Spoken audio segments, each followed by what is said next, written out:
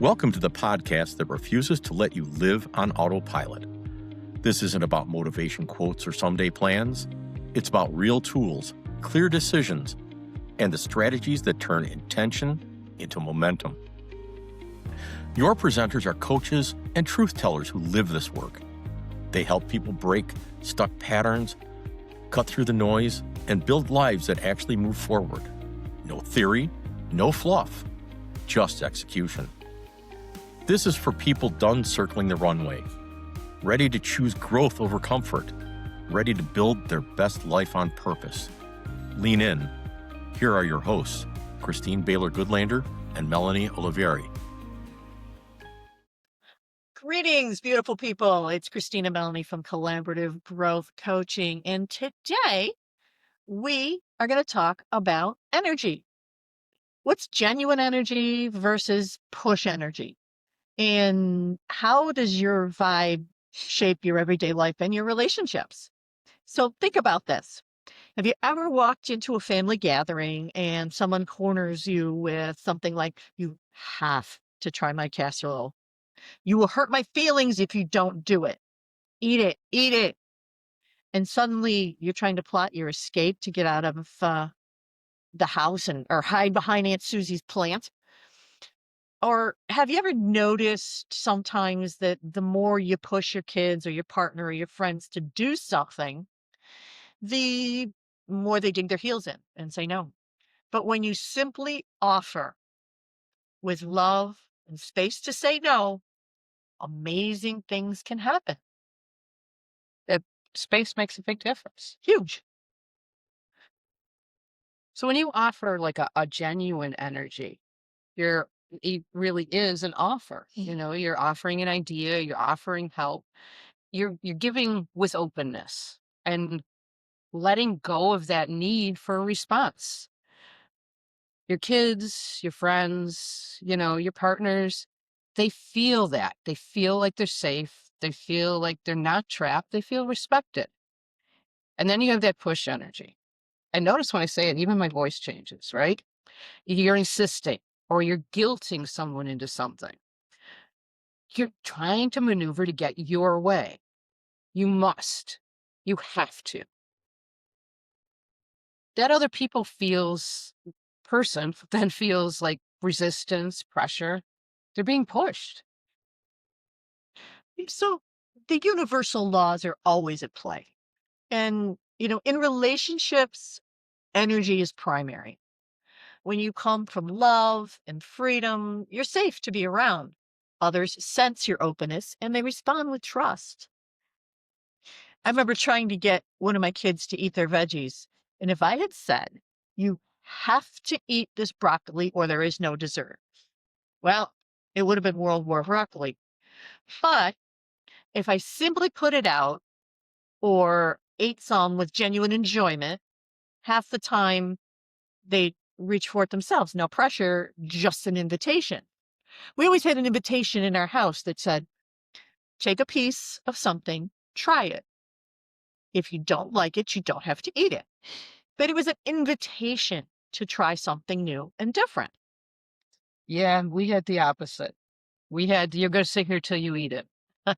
Think we were teenagers before we finally got to the try it stage with my parents. Did they do the mail it to the kids they're starving kids? Oh, in, yeah, wherever it was when back we were then. kids, it was the Biafran poster children. The other starving kids in Biafra. No, And I think I'm not sure where we were. We were somewhere. So how do you know when you're in push energy and how do you shift that, right?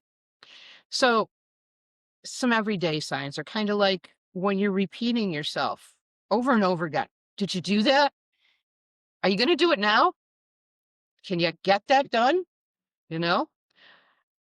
When you find yourself getting frustrated or anxious because someone either doesn't do something you've asked them to do, or even like giving somebody advice and they choose, which is their right, to do something else, how does it make you feel?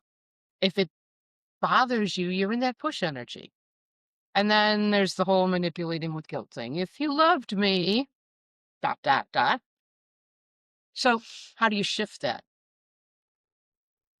First, start by asking yourself, am I inviting or am I insisting? Are you inviting someone to do something? Let's go out for lunch. How would you like to do that? Or we need to go out for lunch. Where's the difference? Take a breath.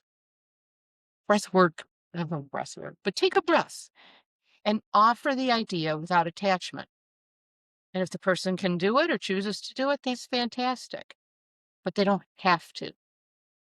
And then trust their timing and their wisdom.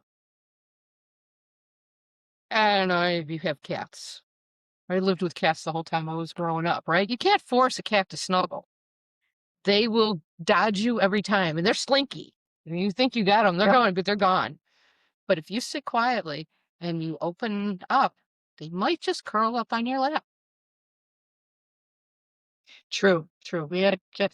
I always found that male cats were sweeter than female cats. I mean, that's just my thing. I don't know if it was the truth or not, but they, there was my son had a female cat, and he'd always go, "My cat doesn't like me." It's not that she doesn't like you. It's just that they're a different personality. Well, they tend to be a little more selective. They do. Good. All right. So let me give you an example of push energy. So your friend says, you have to come to yoga. Come on, quit making excuses. What do? I'm looking for a way out. Right. You're starting to look for that exit, right? Or genuinely asking you to come. I'm going to yoga on Saturday, and it always leaves me feeling good. So if you'd like to join, you are totally welcome to come. And how does that make you feel? Yeah, that makes me feel seen. It makes me actually think about going. Absolutely. So before you make a request, when you're trying in your everyday life to be genuine, before you make that request, excuse me, how can I make this an invitation? So notice your body. If you're tense, then you're pushing your agenda. But if you can relax, you can go into that invitation state, right? And then celebrate whatever the response is, even if they say no. Try this for this week. Try offering without an agenda. Invite your child to help you cook. Or invite your partner to go for a walk. Well, maybe not in Buffalo this week. -3. Tomorrow, maybe. Or invite a friend to try something new with zero pressure and see the responses you get. So when we lead with genuine energy, our relationships deepen, our kids listen, and our friends feel safe. Our presence becomes the invitation, and that's where the real magic flows. So, challenge for this week: before you push, pause and invite instead. Watch how much more ease and connection shows up in your life. And send us your stories. We'd love to hear your stories. Offer them up. So, try the art of invitation in your everyday life. Whether you're asking for help, offering advice, or inviting connection, lead with openness, Not with pressure. not pressure, for sure. Yep. Yeah. So, if anything we said to you today resonates, please feel free to share. Send it to whomever you think needs to hear that. This might just be the little niggle they need to recognize that they're pushing instead of asking. And we would love to hear your stories. Share with us. You can find us on social media. We're here. You can message us on the podcast. We'd love to hear from you.